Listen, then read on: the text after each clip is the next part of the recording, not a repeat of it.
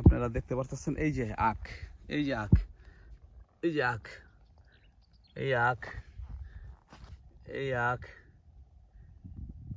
ঠিক আছে, আখ, এই যে আখ,